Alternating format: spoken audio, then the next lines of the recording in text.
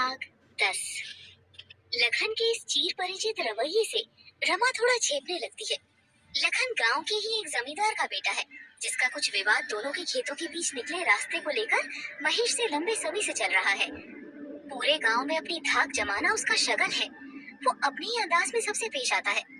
दिल में मक्कारी, दिमाग में होशियारी और चेहरे जमींदारी की खुमारी लिए वो पूरे गांव को अपनी बपौती समझने वाला लखन आए दिन किसी न किसी से उलझा ही रहता था। रमा लखन के सामने खुद को असहज महसूस करने लगती है। दूसरी तरफ गुलाबो भी लखन को बड़े आश्चर्य से देखने लगती है।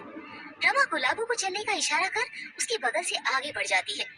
लखन उसे जाते हुए देखकर फिर कुटिल मुस्कान लिए टिप्पणी करता है। अरे, नाराज हुई गई क्या भाभी जी आप तो?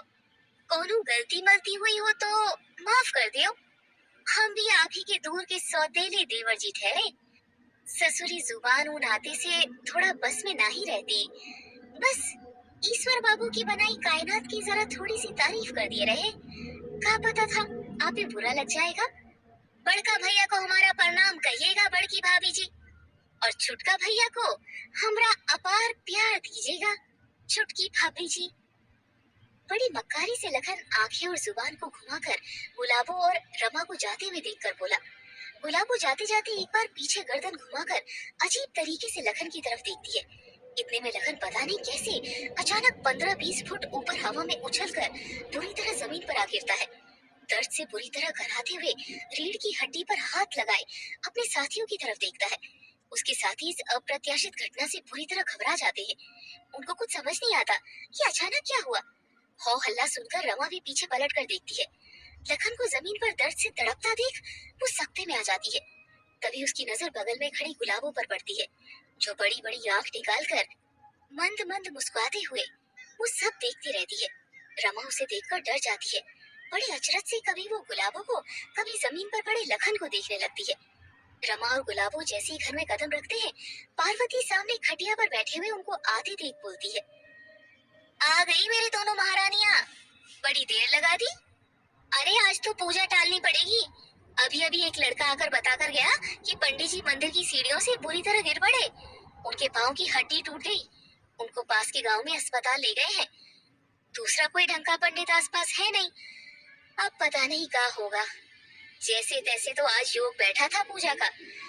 अब तो मुझे भी यकीन हो गया है, इस घर में जरूर किसी की नजर लग गई है, जो कोई शुभ काम नहीं होने दे रहा। तभी बाबा जी उस दिन बोले थे कि पूजा पाठ नहीं छोड़ना। वो आगे का पहले ही देख लेते हैं। और फिर महेश भी नहीं आया अब तक। पार्वती की बातें सुनकर रमा का आश्चर्य और बढ़ जाता है। वो फिर से गुलाबो को देखने लगती है। गुलाबो बिना कुछ बोले मुस्कुराते हुए अपने कमरे में चली जाती है। रमा उसे चुपचाप खड़ी खड़ी जाते हुए देखती रहती है। तभी पड़ोस की एक औरत, जिसे सभी लीला ताई बोलते हैं, उनका घर में आना होता है। पार्वती उन्हें देखकर खुश हो जाती है। अरे लीला बहन, आओ आओ, कब आना हुआ मैसर से?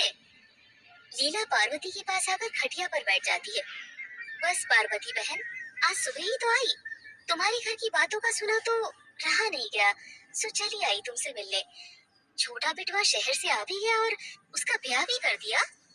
तुमने तो बड़ी तेजी दिखाई। लीला पार्वती से बोली। अब क्या बताएं लीला बहन, आजकल की औलादें भला किसी की सुनती है? हमरी तो अब चलती ही नहीं इस घर में। बस खाट पर बैठे बैठे तमाशा देखते रहते हैं। बहू कौन गांव से है, किस खानदान की है? लीला पार्वती के पास मुंह ले जाकर बड़ी रोचक अंदाज में पूछती है। जेती खबर तुमको है, एती ही हमें। का पता किस गांव से आई है। जैसा सचिन ने बताया हम तो उसी पर विश्वास कर लिए। कहते हुए पार्वती सारी कहानी उसे सुना देती है। सब कुछ जानने के बाद लीला भी हैरान रह जाती है। मतलब तुमने बिना जाने ही सब कर दिया? और कोई रास्ता भी तो नहीं था लीला बहन। लड़का जब बड़ा हो जाए तो फिर हुक्म नहीं, बस अरदास ही करनी पड़ती है। भगवान की मर्जी समझकर बैठ गए सभी चुप। पार्वती ठंडी सांस छोड़ते हुए बोली। बहू तो ठीक ठाक है ना? ठीक ही समझो, इच्छाधारी है। जब मन हुआ तो हंस बोल ली, जब मन हुआ मुंह फुला के चली गई। लगता है इस घर को बुरी नजर लग गई है। बुरी नजर का मतलब? कुछ हुआ क्या? लीला उत्सुक होकर पार्वती से पूछती है। अरे सचिन की बात तो जाने दो, ससुरी कुछ दिनों से बड़ी अनहोनी लगी पड़ी है पूरे घर में। नुकसान पे नुकसान हो रहा है। इधर गाय बैलन भी मुरझाए से पड़े हैं। ना गाय सही से दूध दे रही है, ना ये मुँह बैल सही से महेश का हाथ बटा पा रहे हैं। वो भी परेशान रहता है आजकल। इधर घर में भी बड़ा अजीब माहौल हो गया है। देख, सामने पूरा तुलसी का पौधा मुरझा गया। कभी बना बनाया खाना अचानक से खराब हो जाता है, कभी दूध पूरा फट जाता है, कभी पूरे घर में बदबू फैल जाती है। मैं भी पहले से ज्यादा बीमार रहने लगी हूँ। बरकत तो जैसे उड़ी गई पूरे घर की। उधर बाबा जी भी आए थे एक दिन, उनकी बातें भी चिंता में डाल गई। हिमालय गए हैं अभी, अब तो लगता है वो आएंगे तभी कुछ हो पाएगा। आज सुंदरकांड का पाठ रखाया था घर में, पर पंडित जी गिर पड़े, टांग टूट गई उनकी। पार्वती लीला को सब बताती है। लीला सब ध्यान से सुनती है। ये सब कितने दिन से हो रहा है? यही कोई 1 महीना हो गया, पार्वती सोचते हुए बोलती है। सचिन की शादी हुए कितने दिन हुए?